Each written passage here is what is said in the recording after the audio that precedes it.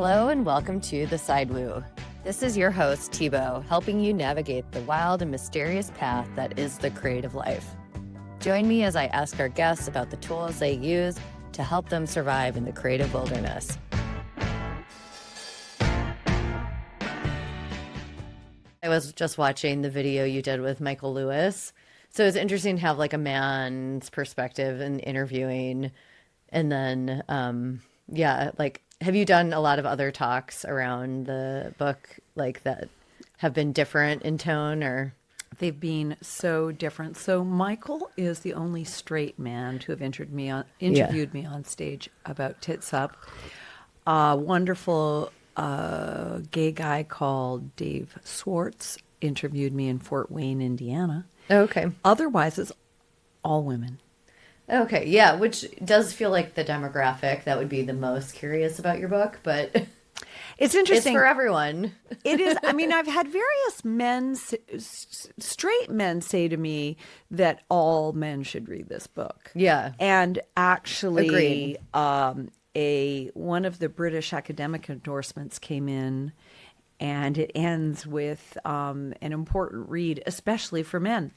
So that's actually, yeah. But, generally, women are well versed in looking at things from men's perspective, but men are resistant to look at things from women's perspective. But I hope they might concede that women's perspectives on their own bodies is something they should understand. Especially when they're given so much free rein to make decisions on behalf of women in various disciplines and fields of industry and absolutely. I mean, we're seeing a resurgence of patriarchy, and I think a lot of men believe in women's rights and women's bodily autonomy and women's rights to make choices over their bodies. And so having like more architecture in their brain about those issues might be nice for us all. Totally. Yeah. Know a little bit about the anatomy. Yeah. Cool. Well, so for listeners, I am here with Sarah Thornton in San Francisco at the Space Program, interviewing in person. You can go to YouTube and watch us in our glory with our tea, little mint tea. So I just wanted to kind of do like a brief introduction, like the briefest, because you have so many like kind of notable achievements, I guess we could say. But I first learned about you from 7 Days in the Art World, like probably everyone. Is that true? You got the most kind of like household name.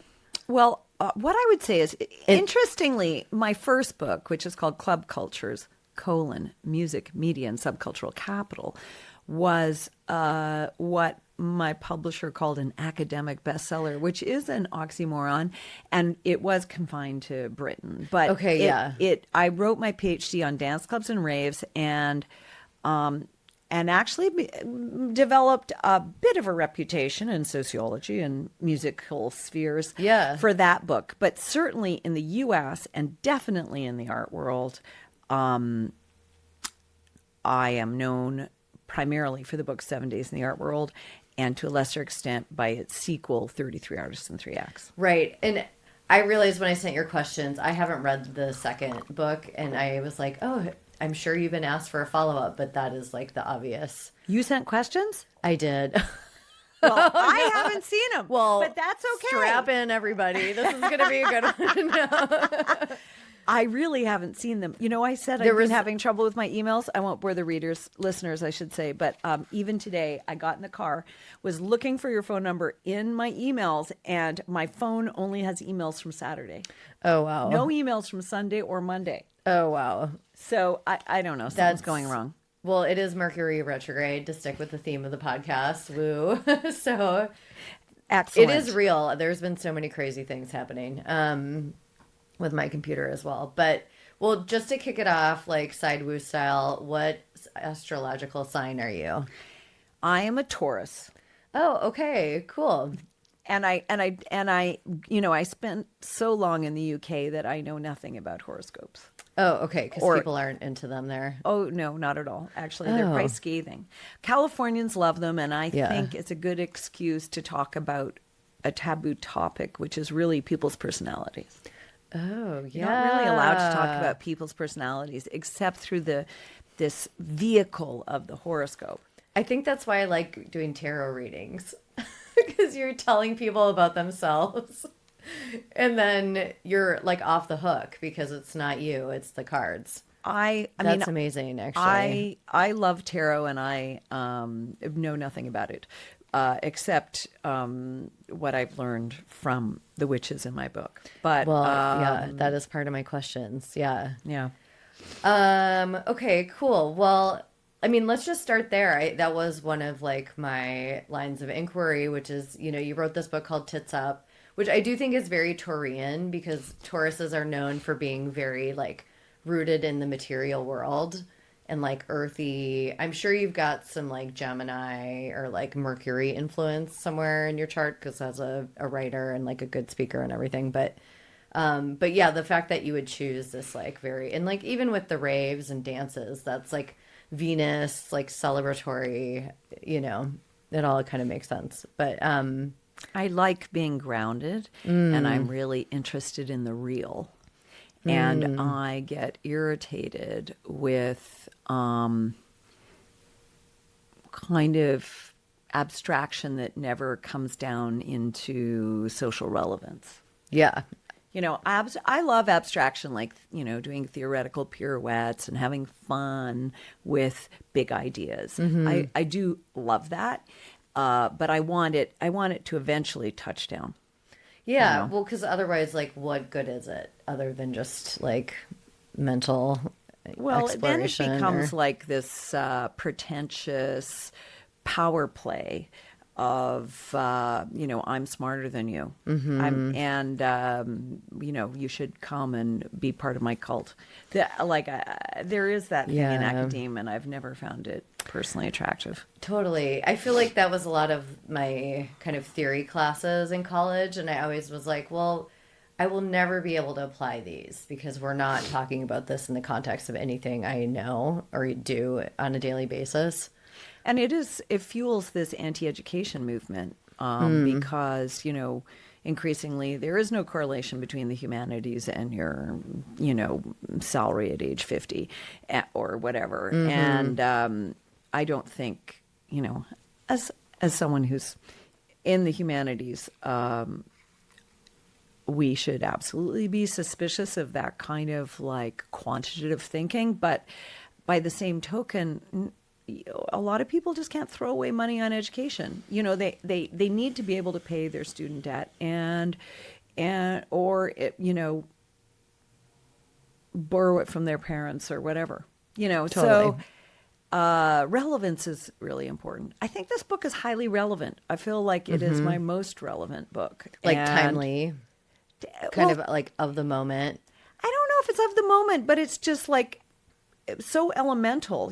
Why do men have nipples? Well, men have nipples because women need them in the event that they should give birth.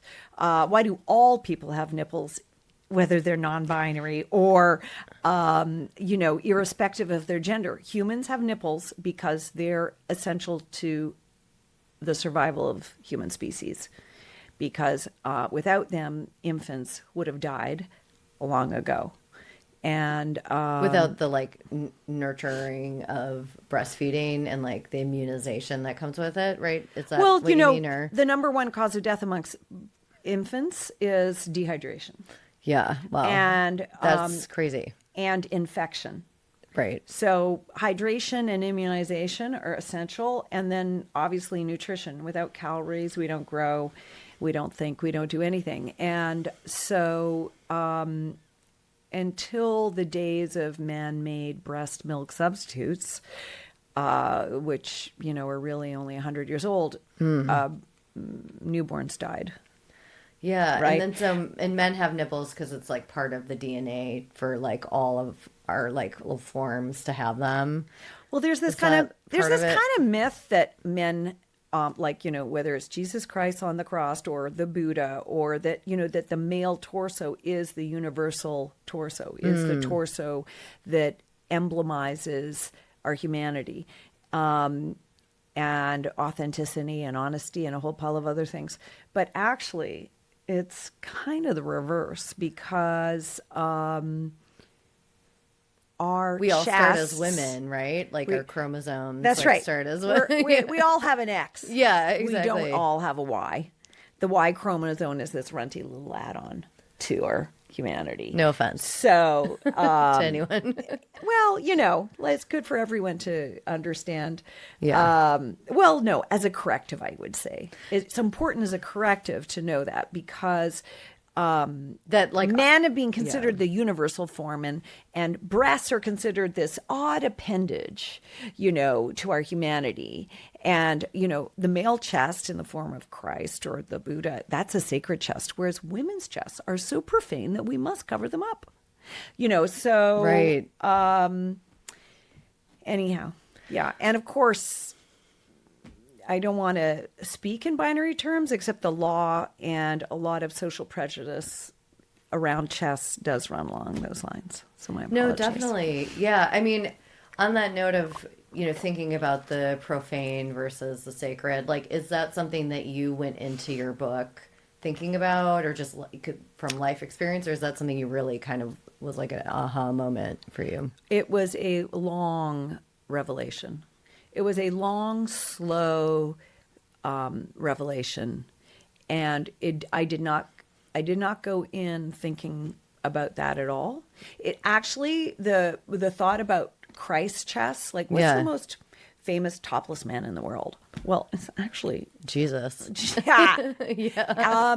At least in the Europe and the Americas, and then Right. in Asia, it'd be the Buddha, right? Totally, So, and yeah. here are these two figures kind of relatively in time with each other in terms of their arrival, or discussions of their arrival, and that's not even in the book. That is kind of I know an you said outcrop it in after the book. your talk. Yeah, I was really interested in that, so I'm glad it came up right away because. So, I mean, it really, that comes from the witches, because they talk about nature being sacred and their bodies being sacred, including as Oak, the co-founder of Fool's Journey. She talks about her chest, her breasts being sacred. And I actually think I didn't really understand that in a profound sense for a very long time. It was like really towards the end of writing that chapter that the word sacred just mystified me. I was brought up by atheists, and then, spent 26 years in the UK, which is a pretty pragmatic, material atheist culture. And I didn't get it exactly. But then when I started kind of marrying it up with Free the Nipple and how nipples are censored when they're gendered feminine, then I kind of started to paint this other picture in my head. So that's like a belated all the insights that lead to that revelation are in the book. Mm-hmm. But I think it only really went ping kind of, when I started talking about the book after its publication. Oh, wow. Fully, yeah. It kind of reminds me of the idea I learned about like in one of my undergrad classes, where I took this like fashion and art class that talked a lot about like surrealism and just the structure of clothes over time.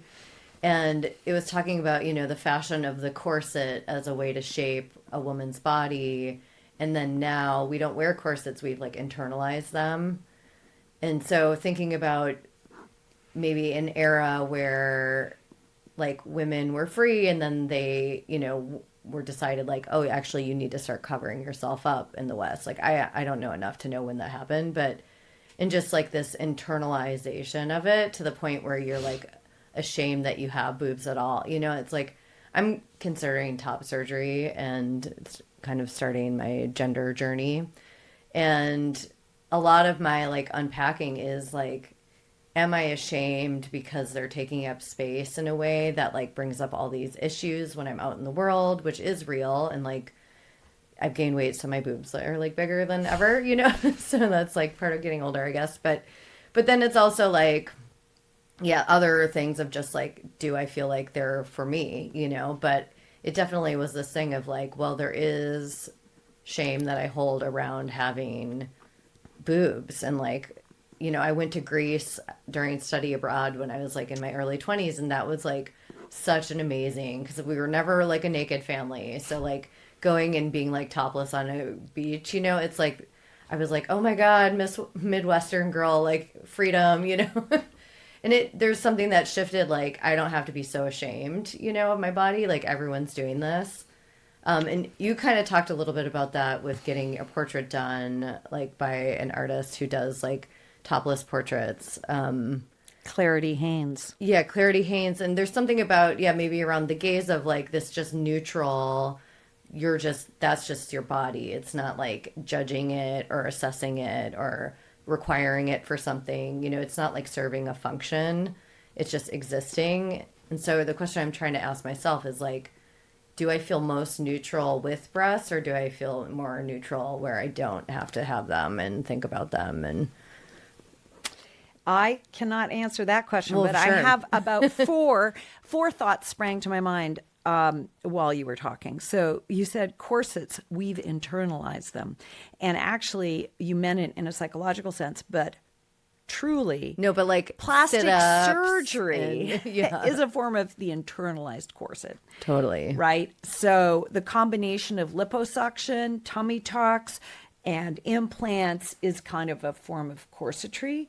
Yeah. And literally, a lot of the language around plastic surgery is about sewing and stitching and suturing. Right. The one thing that amazed me between chapter 3, Treasured Chests, where I'm standing in the OR watching plastic surgeries, and chapter 4, Active Apexes, where I'm with bra designers and swimwear and sports bra designers in the back rooms of Old Navy, is the kind of the great similarities and differences between, you know, bras inside and bras outside. You Right, know, it's the creating same these thing. ideal forms, Yeah. ideal shapes, you know, round rather than, you know, teardrop shaped breasts and things like that. And then the other thing I think when at the mention of the corset is that the sports bra is a little bit the corset of our time, which Yeah. is, I mean, which is not to say I think it's evil at all. I personally don't wear sports bras because I don't jump up and down and run, but You're like, I "That's not do for me." wear kind of like a light sports bra when I do yoga, you know, just to keep my weird Bert and Ernie's from like, you know, springing out under my armpits. But I think, you know, one of the questions I ask is like, is a sports bra a feminist bra? How, you know, Yeah. and as one of the Old Navy gals said, yeah, you know, when you're burning your bra, you wear a sports bra when you're burning your other bras, you know, Right. like in terms of that discourse. But going back to what you said about shame is so interesting that, you know, shame really comes along with the Abrahamic religions. It starts in the Garden of Eden. With Judaism, it moves on through Christianity, kind of like picks up speed, I'd say, Yeah. with Christianity. Well, fueled with gas, yeah. And then goes into overdrive with Islam when it comes to women. Because, of course, in Islam, You're fully fundamentalist covered. forms, you're fully covered, right? Yeah. You know, and so shame seems to go back to that period when men, and I'll use that in the strict sense of the word, were, you know, in the process of distinguishing themselves from animals. And I think it's really important for us to remember that we are actually animals, and maybe we'd be kinder to the other animals on our planet as well as the ecology if we remembered that we are actually animals. And I think there's so much evidence that we're happier when we commune with nature, when we do things that human animals should do, or not maybe should do, but have been brought evolutionarily speaking, into the world to calm. Yeah. And then, so going to the wonderful experience I had having my portrait done, my topless torso portrait done by Clarity Haynes, is it was, she had such a kind gaze, such a healing gaze, such an artistic gaze that was so different from a male gaze or a medical gaze or a surgical gaze, that I did feel that the shame I held in my body kind of leaked out of my fingertips or something like that. And it was a really wonderful experience. And it's interesting because, she's done so many portraits, chest portraits of trans women, trans men, people identify as non-binary, women who've lost one breast, women who've lost both breasts but not done reconstruction, who kind of look like they've got a transmasculine body, like the whole gamut of possibilities. And so maybe you should talk to her. I know. I actually I'm happy to put you in touch. I would love that. I'm like, I think I need a portrait. Because I was thinking at the very least, if I do end up getting top surgery, getting like some documentation. Yeah. And kind of marking it for what it is. Like instead of just being like, all right, get on with it kind of thing. Yeah. Which they kind of do in the medical field when you start the process. It's like you immediately get thrown into like kind of heavy duty like medical conversations. Yeah. And there's no actual therapy involved other than like a PowerPoint spreadsheet that they do, or like PowerPoint presentation. So I think that's true unless you're a Kaiser.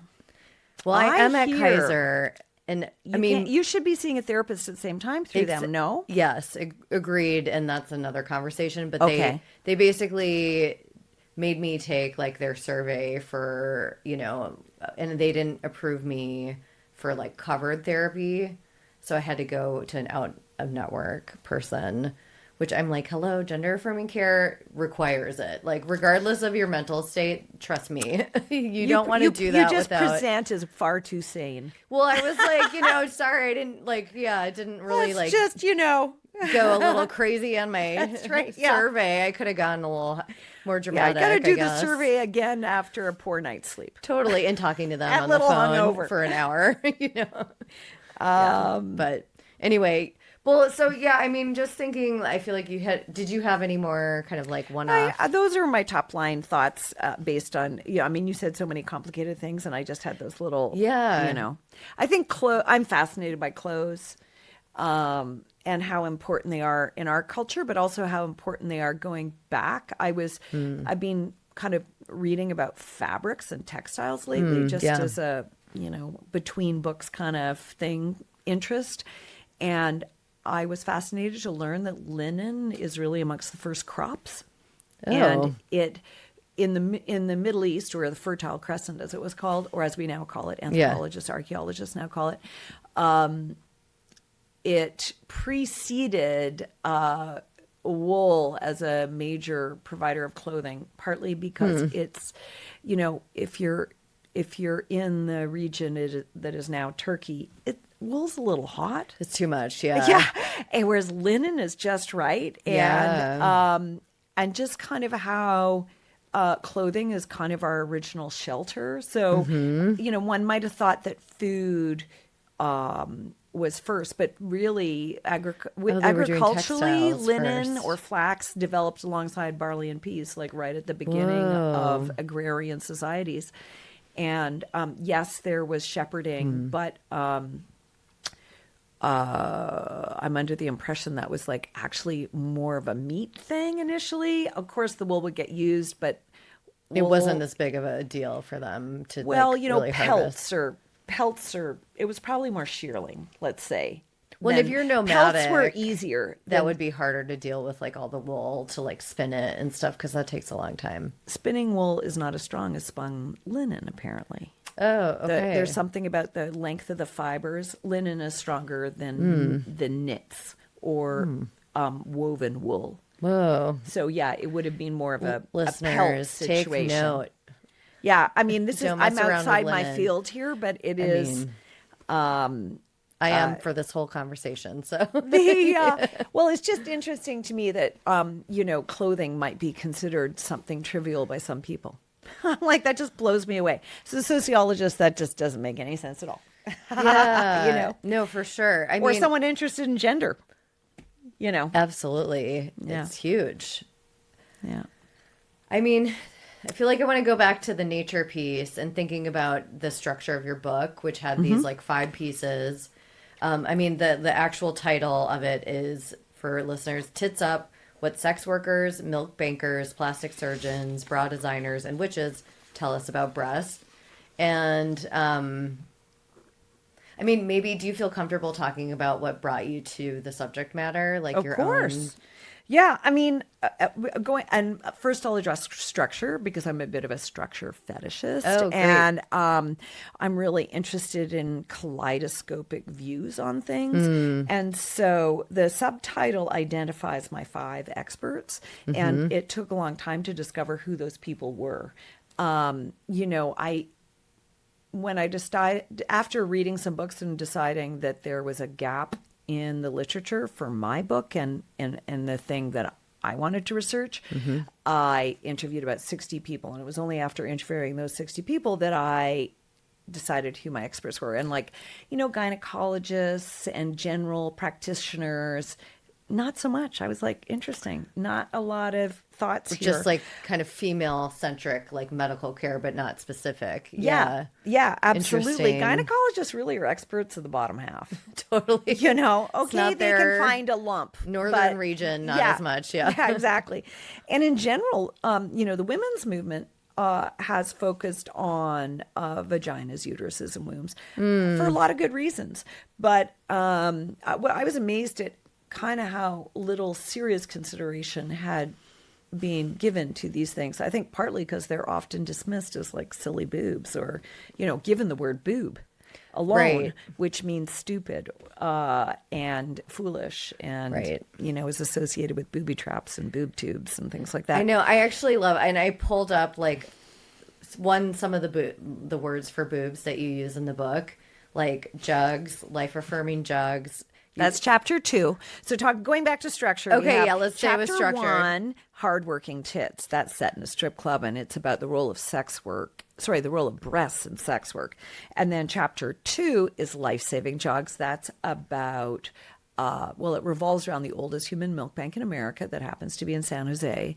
And it's about, I kind of focused on these like uber breastfeeders who were, whose milk was so bountiful that they could gift, gallons of milk so wild. to the milk bank. Yeah. I thought, breastfeeding, I breastfed 2 kids, and You did. I believe in human milk as a superior form of nutrition.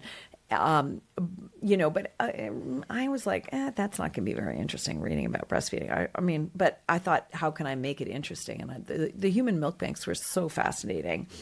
And the women who donated to them were also fascinating because they had these like extreme and interesting stories to tell. And were clearly very successful in generating milk, even though some of them were not breastfeeders. They were pumpers only. Oh, okay. Exclusive pumpers. Wild. And chapter 1. I didn't know that exists. Yeah. I also didn't know that the story of Sarah, which is like my dead name, but like Yes. is the story of a person who, like a woman who like didn't have her own child, but then breastfed like thousands of people. Sarah and Abraham from the Old Testament. Sarah did have a child Or she did. Okay. at the age of 100. Oh my God. What? So Classic. it was doubted that it was actually hers. Sure. And to prove Understandably. that it was hers, she not only breastfed Jacob, is it? Jacob, Isaac, or Jacob? I can't remember. Okay. Sorry. Apologies. You can tell I'm like Sorry, Jesus. yeah, We're well, not- luckily Jesus wasn't around. Yeah, yet, okay, But, sorry, Sarah. Yeah, right. She fed the whole village. And Right. it's actually managed to convert the disbelievers into believers. in Amazing. Judaism. So It felt in the very one appropriate God. that this like came up like in your book because I was like, oh my God. Crazy. Yeah, Yeah. yeah, your dead name and my Yeah. living name A are Sarah's. interesting. Is a very interesting name. Overused, but Yes, so many deeply Sarahs. interesting. Yeah. So then, yeah. So what do we have? We have 1, 2. Chapter 3 is treasure chest. Chapter 4, active apexes, named after for the sports bra. Really, apex is the word that the apparel industry uses for nipple. And that The just peak struck of me the. as so funny. That's right. Yeah. The peak of the mountain, the summit, the pointy summit. And then chapter 5 is holy memories. And that focuses on the insights of neo-pagan goddess worshiping, nature worshiping, which is during summer solstice in the Redwoods when I went to a retreat with them called Fool's Journey, which is the first card in the tarot deck. Right. So, and that is all about the relationship between religion and breasts. So, that's the structure. And now I forget what the other question was. Well, yeah, thinking about that, I guess my first question, as soon as I got to that last chapter, I was like, whoa, did you see this coming as part of your journey? Like, did you realize you were going to end up with witches? Because I did not. That's Like, even though it's in the title, it didn't like totally occur to me that that was where it was going. So it's really interesting that that chapter was actually the first chapter at first, and my editor felt like it didn't belong in first place. She actually wanted Life Saving Jugs to go first, and I said no, I don't, and I don't think that makes sense. So we start in the strip club because that's the most kind of patriarchal environment, and my sex workers are experts on, breasts and the male gaze, breasts and titillation, breasts in paid for pleasure, Capitalizing on it. Yeah, breasts as an monetizing appetizer and advertisement. And so that it made sense for that to go first, and breastfeeding is kind of the raison d'etre, like why do any of us have nipples? Why do women have breasts? Because we have to nourish the young. So, we wouldn't have survived as a species without them. So, well, and it has this kind of anyhow. like Madonna horror juxtaposition Well, that's that I true. think is really interesting. Yeah. And then also this like lowbrow, and then it kind of goes highbrow, or like, there's something about it that it like keeps getting further removed from this like boobs as sex. Yeah. And, I mean, I wanted to start with the myth, and in a way, American myth is that women have breasts to attract men. And that is not universal, and it's only a recent phenomenon in the kind of European and Americas world of the Americas. It's not even deeply pervasive in Asia. Breasts are Right. much less eroticized in Asia, and arguably like painfully over-sexualized in the USA and many parts of the Americas and many parts of Europe. And that goes back really to the French and wet nursing. And it's really when breastfeeding is a part of everyday life. If you saw your mother breastfeeding, you see your aunts. Honestly, you could have seen your grandmother's breastfeeding too, given the shorter, when Right. people gave birth. That's a good point. Yeah. And when you have a well-used breast, it doesn't give an opportunity for it to be sexualized in the same way. It is the unused breast, which is the Right.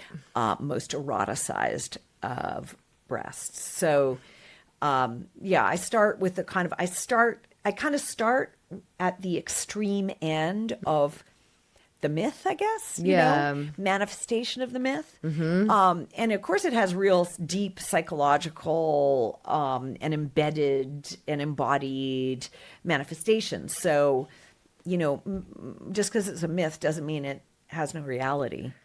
It definitely does. Absolutely, yeah. I think it talk about the internalization of it. Like, the mothers have it, that like every step of the way there's this consideration of like, how am I living up to that?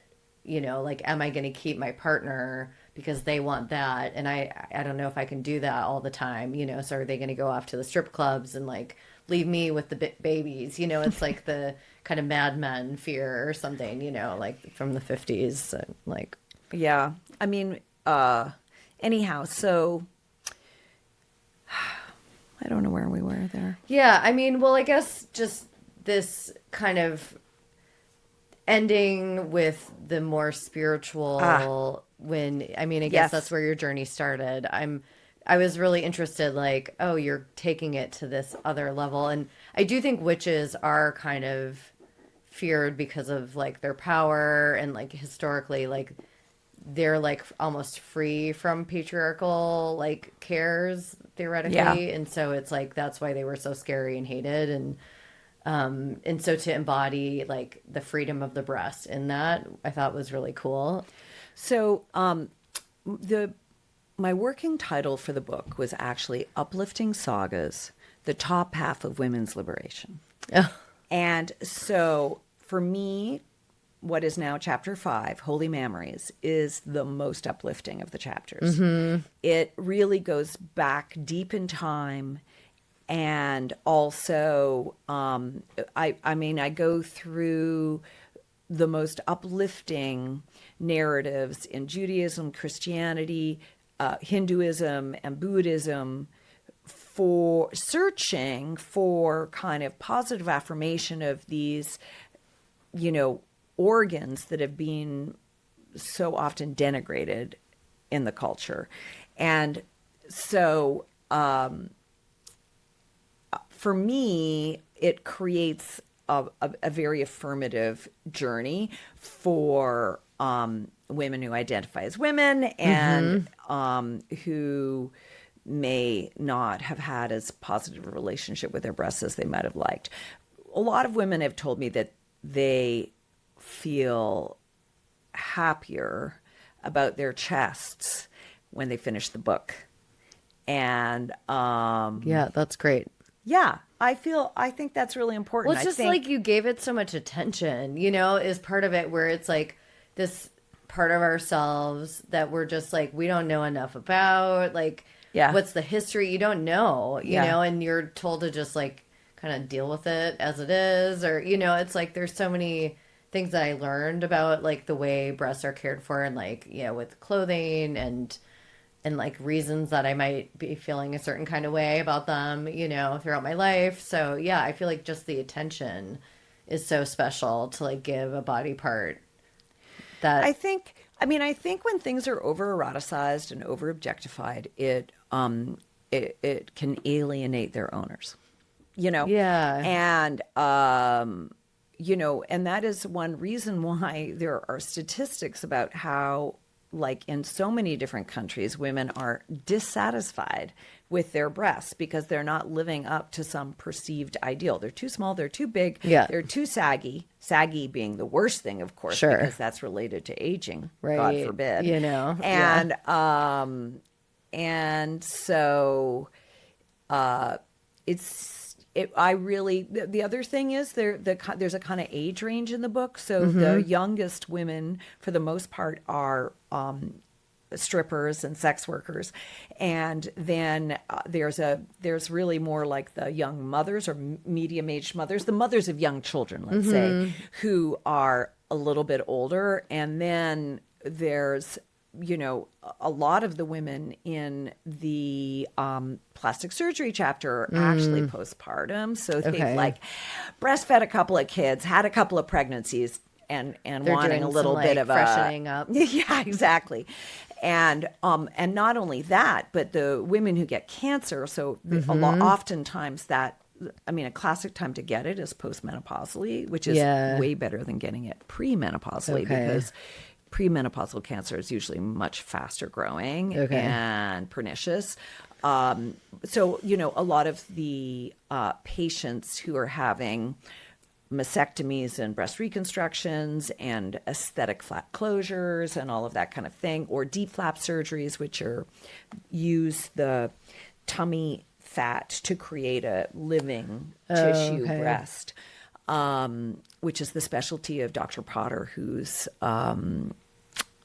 there are 4 women plastic surgeons in that chapter, and she is based in Austin, Texas, and that's her specialty. Cool. Another one of the specialists in that chapter is based in DC, and her specialty is a post-bariatric upper body lift. So, you know, what happens when you've lost 300 pounds? Oh, like, yeah, where are wow. your nipples? And Right. like, you know, so there's like, she does That like was really complete interesting chest where they talk reconstruction. about like, yeah, where's that nipple supposed to go? And you're Yeah. kind of like eyeballing it. Yeah, it's like a real art form. Yeah, no, And- totally. It reminds me of drawing class when you've got your like, you know, your proportions, like seven Yeah. and a half heads, and then things should be like right there. And Yeah. yeah, I don't know, it was kind of funny.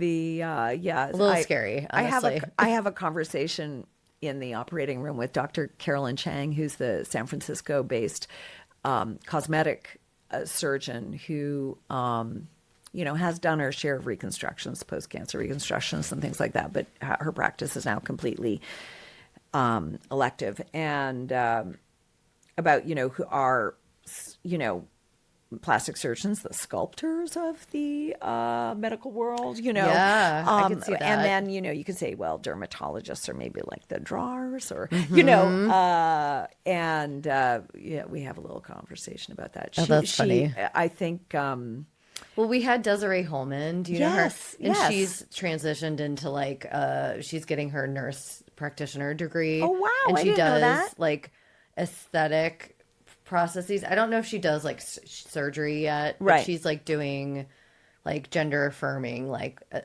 plastic or Cool. cosmetic Yeah. procedures. Yeah. And she said she uses a lot of her creative experience for it, you know, and all of her art background goes a lot into like how to like shape someone's face or like Wow. what things Yeah. they might need to like feel better about XYZ, you know.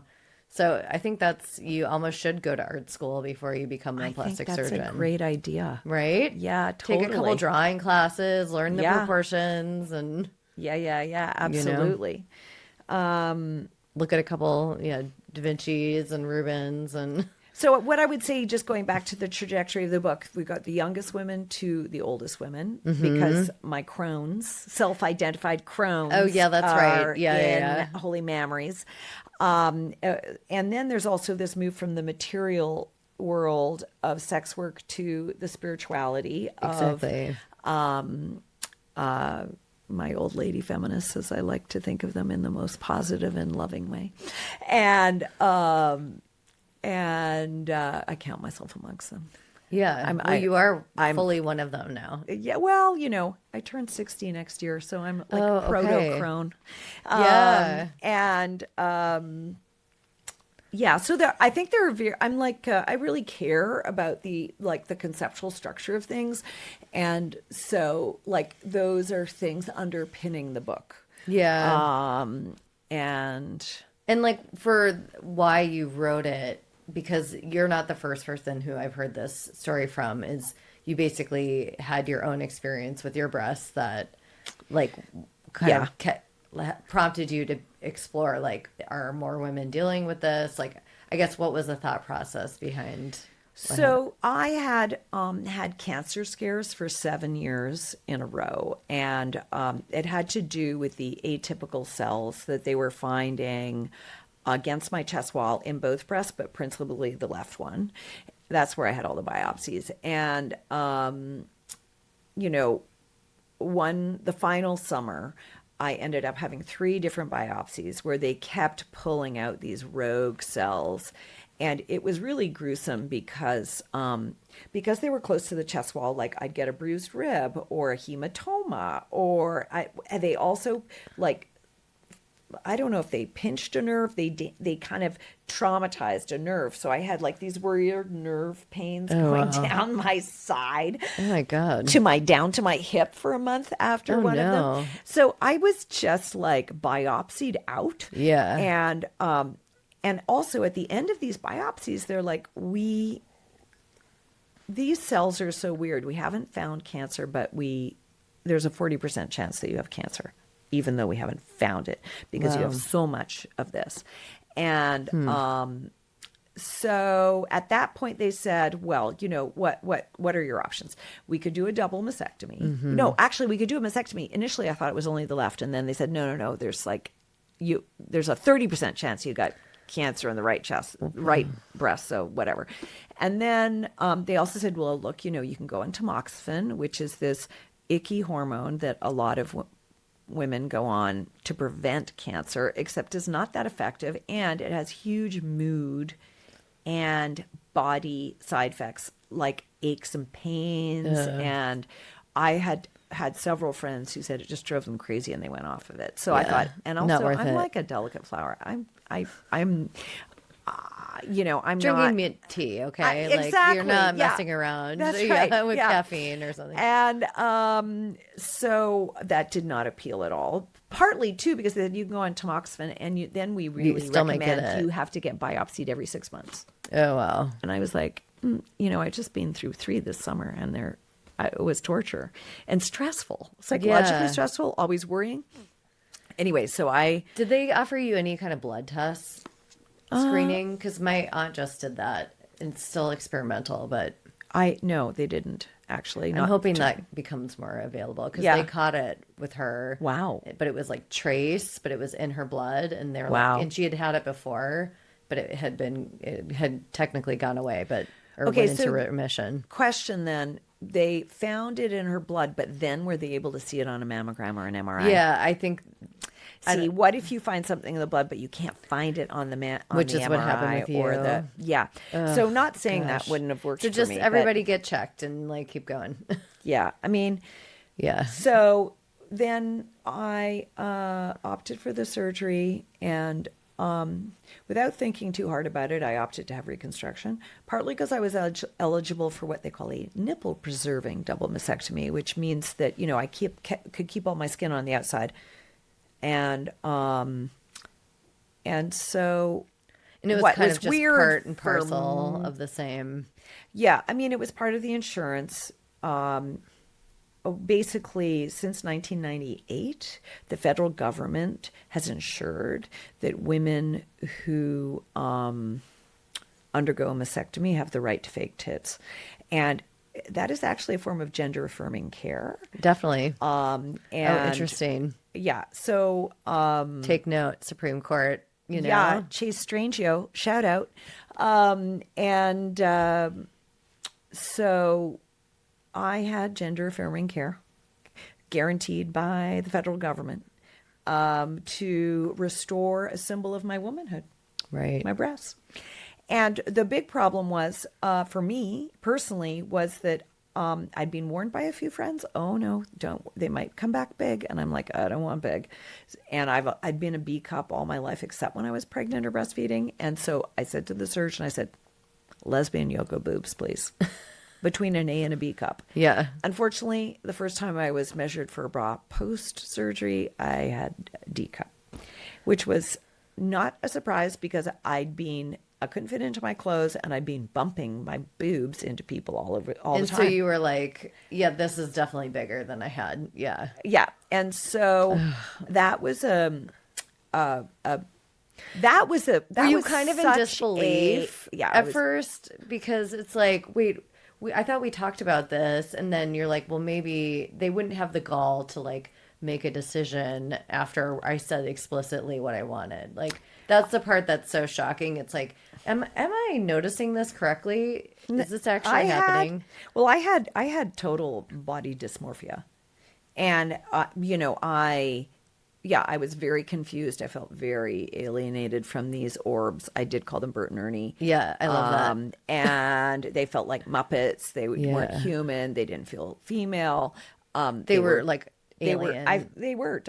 They felt totally alien. I mean, I think, yeah. So, and then it really did get me thinking about gender dysphoria. I mean, the line between body dysmorphia and gender dysphoria, there's a continuum there, even though they're in totally different parts of the DSM, and body dysmorphia is almost always something diagnosed for straight women, and right, and gender dysphoria is for whoever for like whoever, and, certainly trans. not for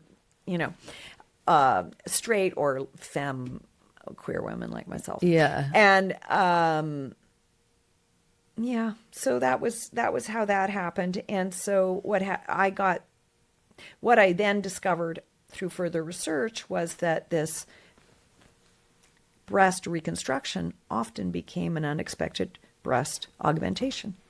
And it had to do with the whole history of reconstruction and the fact that implants were developed not for women who'd had cancer, but for the perceived need to have larger breasts. Right.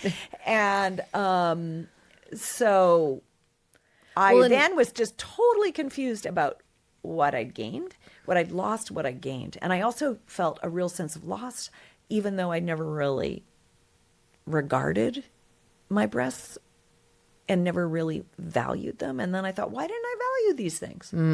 Why this emblem of womanhood? Why me, a feminist all my life, couldn't actually like have some respect for my breasts? Totally. So, I mean, basically, breasts are possibly the most disrespected body part.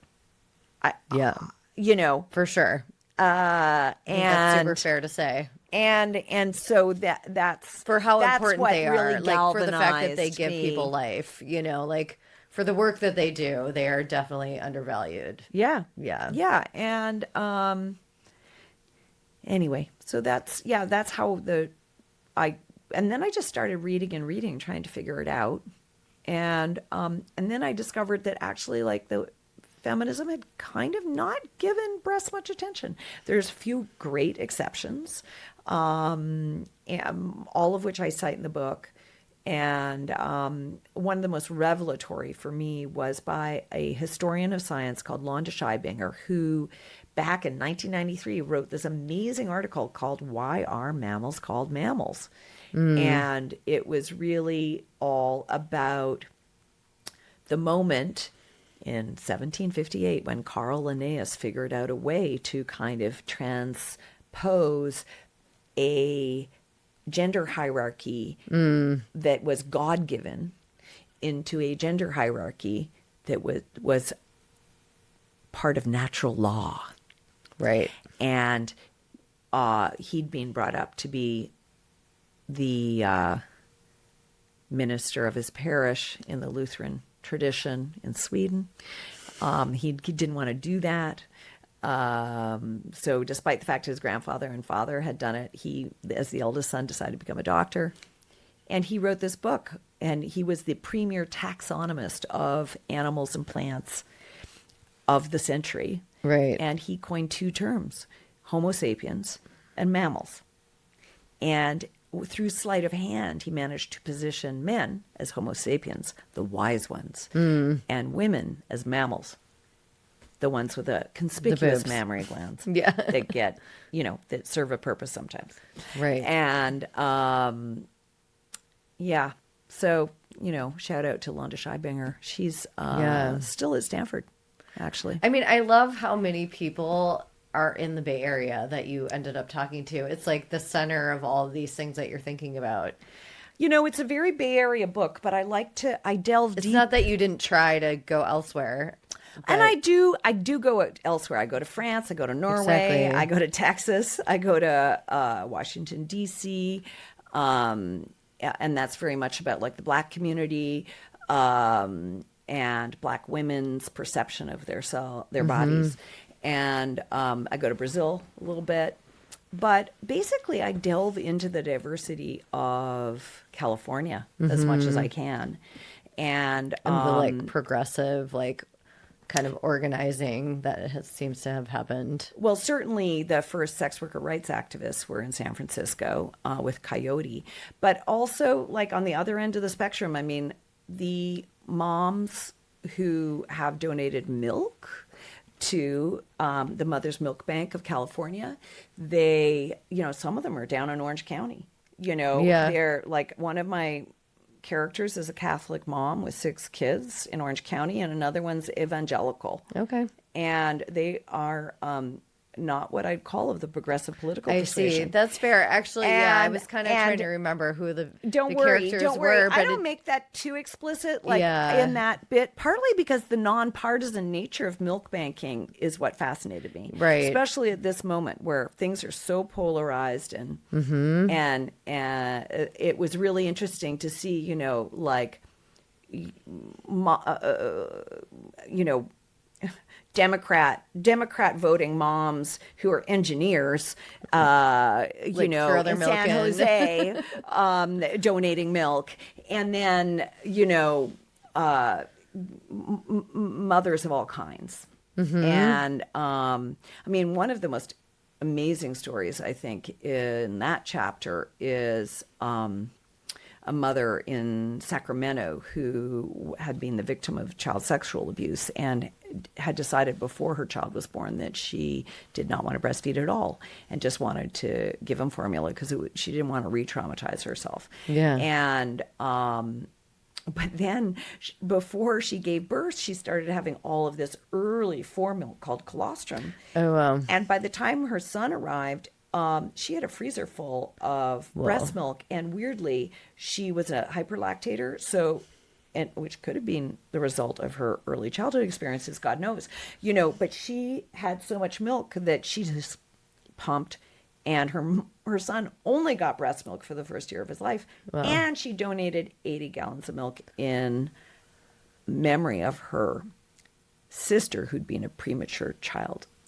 with developmental disabilities who had passed away in early adulthood. But that's also a thing, Right. Sometimes developmental disabilities, and one of the main reasons why we have human milk banks is for premature infants who, if given formula, can actually die or develop horrendous disabilities Right. for life. So and that's really interesting because that's working its way through the courts right now, and it's possible that formula will not be able to be given to premature infants. Oh, wow. They will not make formulas for premature infants because It's they not are gonna being help them. forced Yeah. into realizing that it is a very inferior form of hydration and nutrition for preemies. But anyhow, Which it's so complex. Like once you start unpacking all these issues, like you could have written a book about each section, like its own book. I mean, that would have been a lot. I think that's true. but- I joke that all of my books are really like every chapter could have been a book, and other writers say that to me. They yeah, can't 7 believe Days in the how Art World, definitely. You how kinda- how hardworking I am. I'm a very tenacious researcher, and I like to deliver a lot in my books, and hence why I don't write them very often. This being my fourth, but I learned so much. I actually was shocked at how little I knew, and I think a lot of people read the book as a kind of series of surprises. Yeah. There's like plot points, okay, it is narrative, but really it's a book driven by surprise more than anything else. Yeah. Okay, the one thing that kind of like kept nagging me is like what happened with your implants. Because yes. I don't think you do talk about it in the book. And No. so if you feel comfortable, like, did you get justice? Did this guy lose his job? I mean, I know No. he didn't, but No. I mean, I'm not that kind of person. Yeah. I do not. This guy was top of his field. He was doing what a good surgeon does. He was an older gentleman who maybe didn't listen as well as he might have, and maybe could have adapted some skills. and like but he put was his not. preferences aside a little bit too, maybe. You know what? I do not think it was about personal preference. Really? I think it was worse than that. It was actually about surgical protocols. Oh, The protocols are geared up for certain, they have kind of certain rules, okay. about what's a correct looking breast. So they're really interesting. adverse to any sag. Yeah. So they will they will fill the boob rather than having it sag a bit. Oh, wow. So, a natural breast on a woman in her 50s has a gentle sway. Right. You You could put a pen under there usually, yeah, like that is like, That's fine. I think if we could describe a the more kind of ponderous breast, the lived breast, the breast that's had the life experience in more Right. positive terms, rather than always reverting to this like gross, saggy thing, Sure. then they're Sagacious. sagacious, As you right? say in the book. Yeah. Yeah, sagacious means wise. It comes from the word sage, and it kind of sounds like Saggy. Yeah. saggy. Yeah, if we could think about sagacious breasts, then we might have more flexible aesthetics, Yeah. And so I went see. back. Well, I that's very actually had generous a of revision. you. You did. Okay. Yeah, and so basically what happened is the right implant was flipped backwards. So Right. it Well, had that was flat kind of side like out. the nail on the coffin for me for this guy. I was like, where is he? Because it's just like the injustice of like not getting what you want, and then they didn't do it the right way, and it was like, oh, So, I mean, so the right one was flipped right side out, and the left one was really painful because I had what they call capsular contracture. But then when they went to deal with that, they found it was ruptured.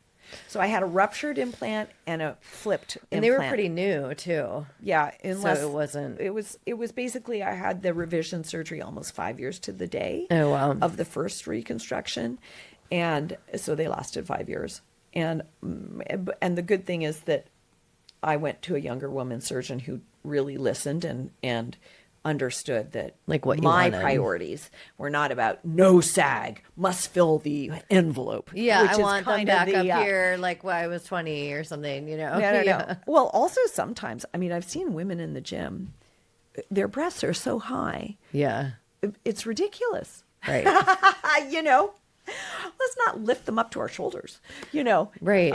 But anyway, so I'm like, I don't want that person. no. And so, yeah, so this second set, which I sometimes joke, I call them Glenda and Brenda after my mother and her.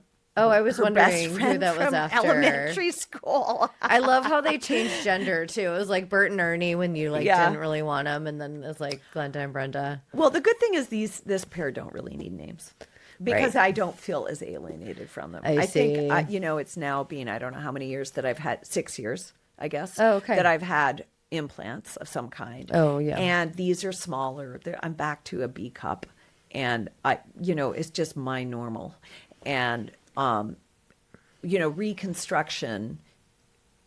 It generally is perceived, it's supposed to be reconstruction of function, right? If you have a hand reconstruction, they're restoring the functionality of your hand. Right.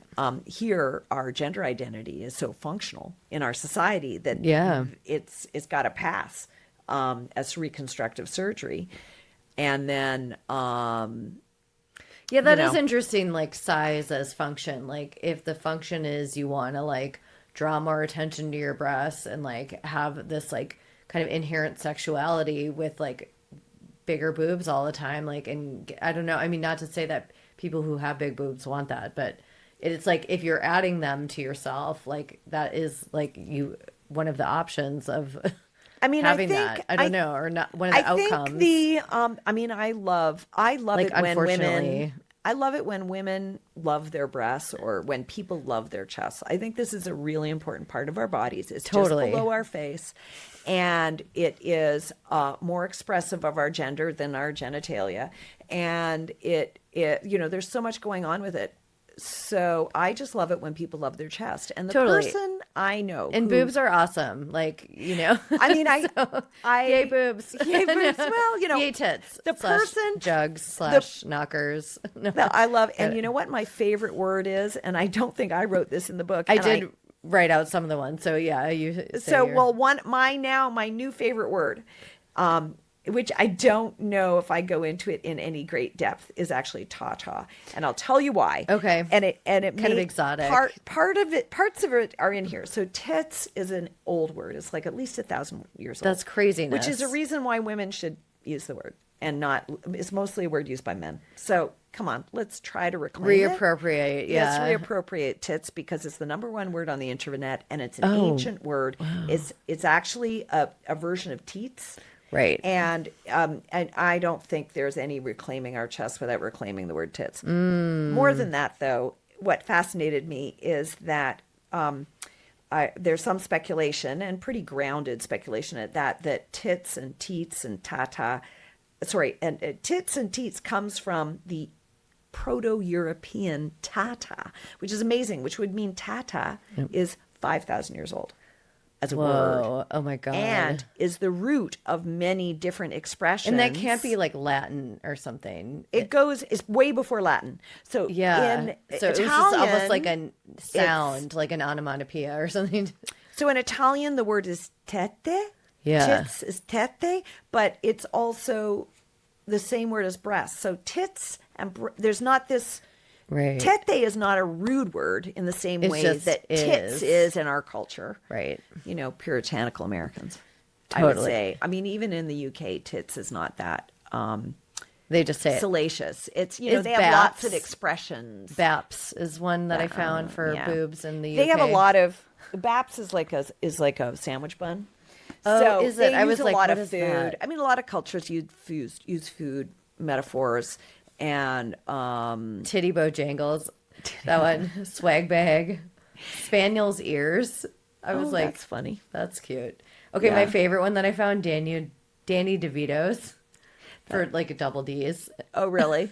That's like Cockney rhyming slang. Yeah. Kind of, or maybe not at all. Yeah. But yeah, well, I mean, there are 700 words in the English language for breasts, and most of them are used by men.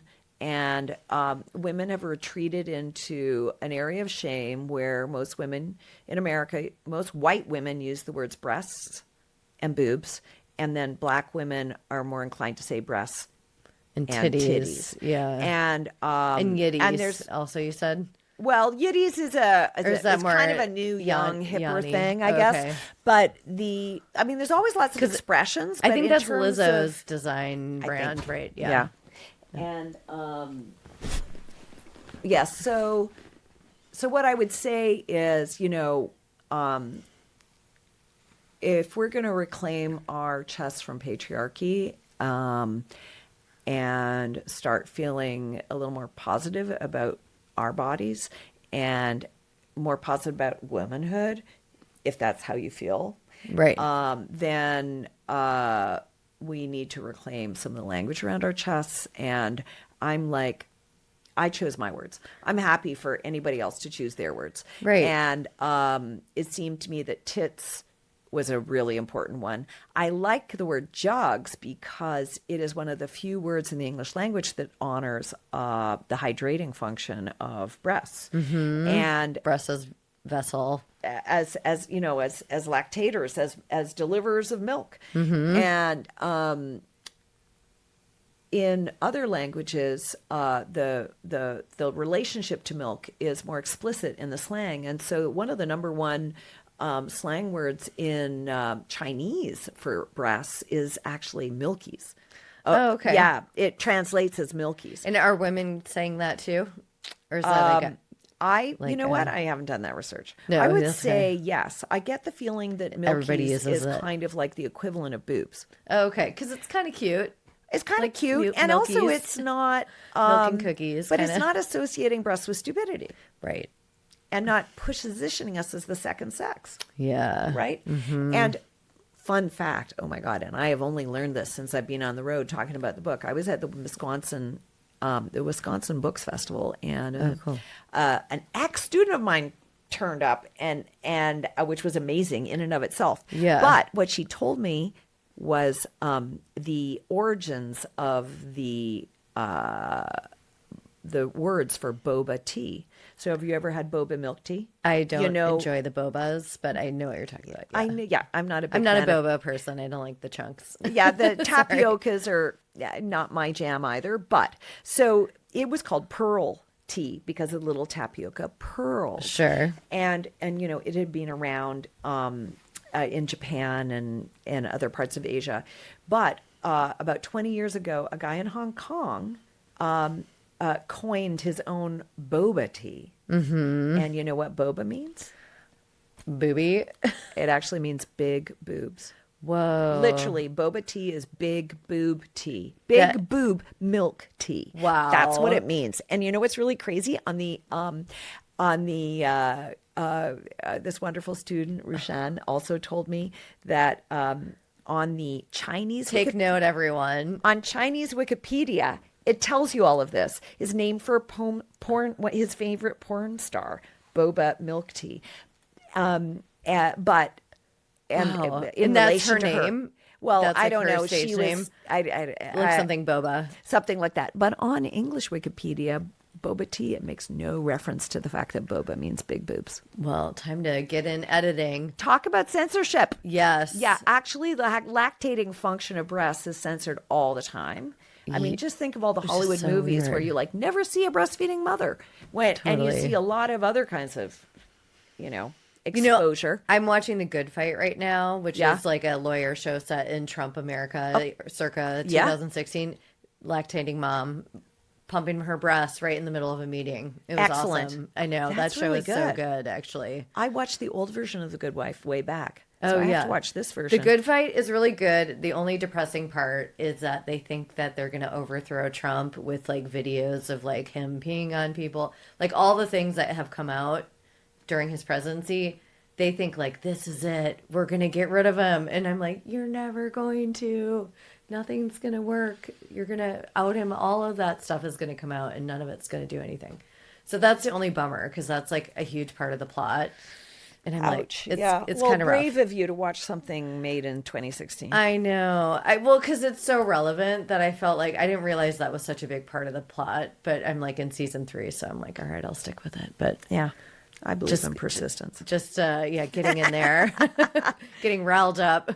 Yeah. But thank you so much. I just wanted to see like, do you have anything coming up, like public talking events, talking to the people? I did a round of talks in May when the hardback came out, and then I did another round in October, just like catch up with different places, which was really fun. I'm speaking actually at in San Diego at MCA. Oh, San great. Diego in December on the 19th. I'm looking forward to that. And otherwise, I'm, on a break. Yeah. Really. I'm enjoying renovating my bathroom, And that's what I've been focused on since the election, really. When Nice. when other people may be discussing the cabinet, I'm focused on bathroom tiles. Bathroom cabinet. Yeah. Yeah. Tiles. That's my I love it. my current love. That sounds great, honestly. Well, congrats on that. But thank you so much. This was awesome. I was so excited when I saw that you wrote this book. I'm like, I have to talk to you about this. So Thank you, Thank Thibault, you. very much. I really enjoyed the conversation. yay, thanks. That's all for this week's episode. Thank you so much for listening. This was your host, Thibault, with sound editing help by Natasha Lowy. If you love this episode, please share it with a friend, write us a review, and give us 5 stars for good karma points. To watch along, subscribe to our YouTube channel and see all of our videos and live talk recordings there. Thanks so much for listening. See you next time on The Side Woo.